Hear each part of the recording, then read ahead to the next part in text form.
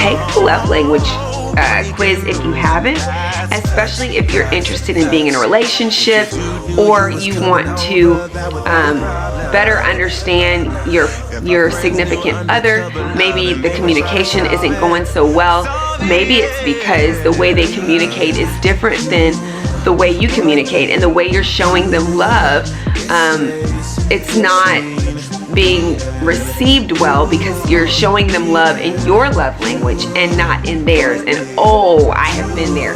Or someone shows you love in their love language, and while you appreciate the love, it's just, it doesn't make you feel loved.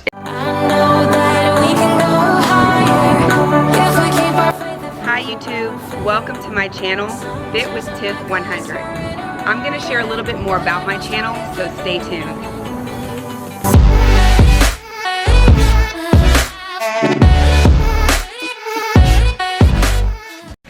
Hey guys, so give me a second. I am actually going to get set up so that we can get started with another Wisdom Wednesday. I found love for real. So what is up, my Fit fam? Thanks once again for tuning in to another segment of Fit with Tiff 100, your one-stop shop for everything fit, from being fit in your finances, fit inside your body, and fit in your thoughts. I am Tiffany Chanell, and I appreciate you for joining me today for yet another Wisdom Wednesday. So today's topic is actually going to be about one of my favorite topics, which is love language. I love different types of quizzes that help you understand more about who you are. I have taken different self-assessments from e-colors to learn what your working style is. I've looked at the Myers-Briggs test to learn what just my style of just my everyday personality is. And they're pretty accurate. And so then I also enjoy the love language quiz. Baby girl, mommy's recording. You can come in and say hi and give me love, but then I need for you to go back into the family room and I'll watch you on the camera, okay? So give mommy a moment.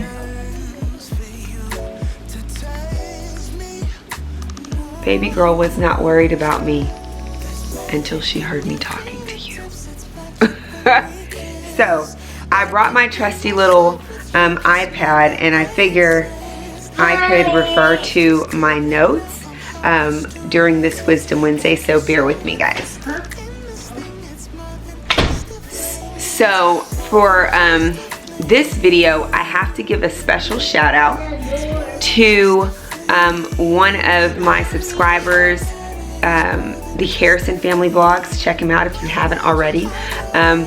He actually, maybe I'll link his page in my description box below, simply because he was in one of my Money Makeover Monday live streams and mentioned this as being a good topic. And when I asked others in the live stream, bye baby, if they wanted me to talk about this, they said yes.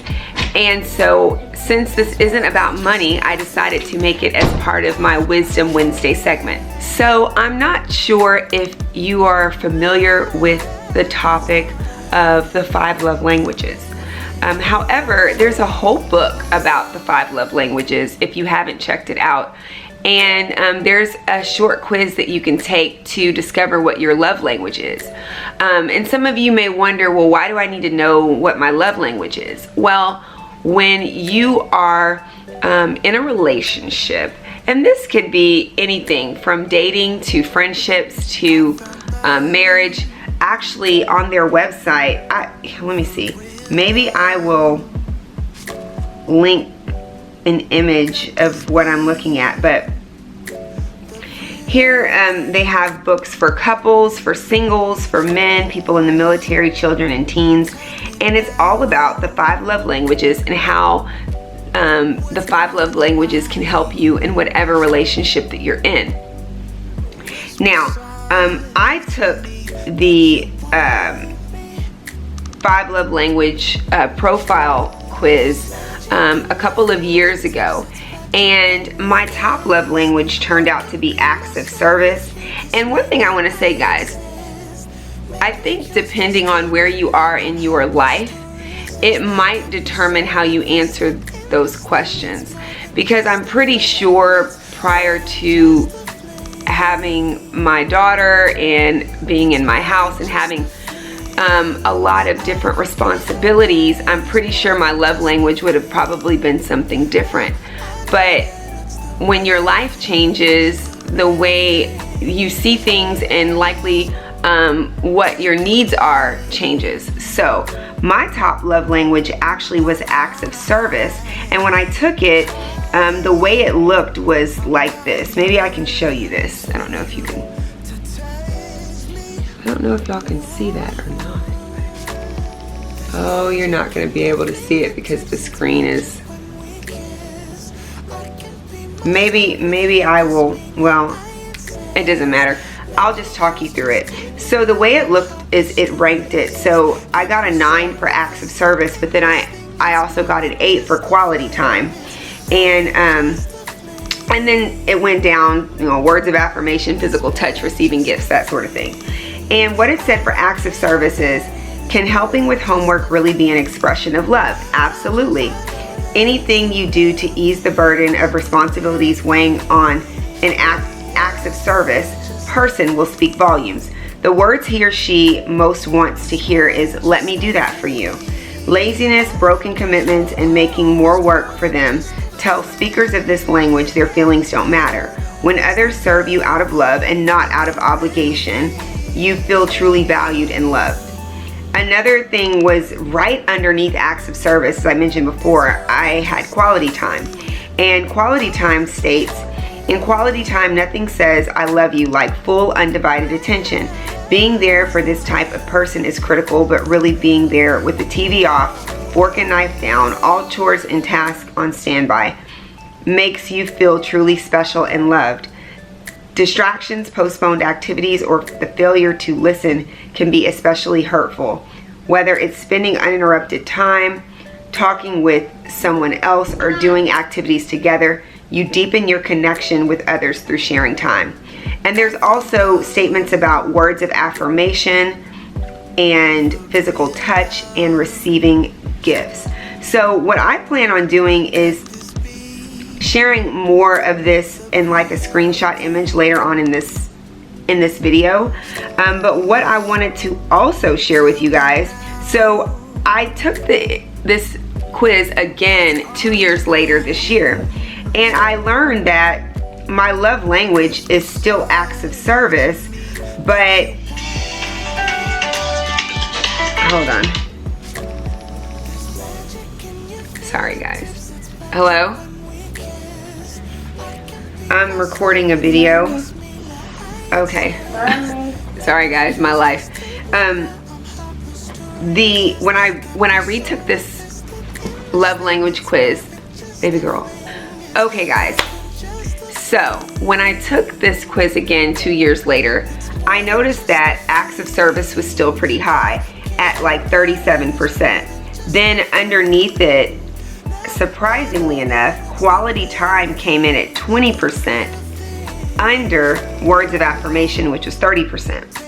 So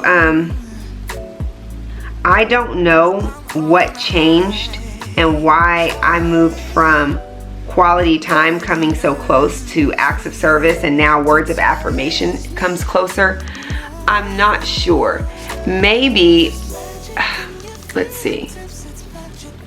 What changed? I can say that maybe quality time was so high back then because I was done with my divorce, and I probably was just in a space where maybe I wanted quality time with someone, even if it was just with my daughter, just wanting that quality time. Because you know, then when you go through the divorce, you have to start sending your child away because obviously they need to spend time with the other parent. So I don't know, maybe that was the whole quality time thing. I'm not sure. It could have been because when I was going through the divorce, I was so busy all the time, and it would have just, from working to taking care of baby girl to giving the lawyers all the information they needed, and maybe being in the courtroom, so maybe quality time was just more important to me then.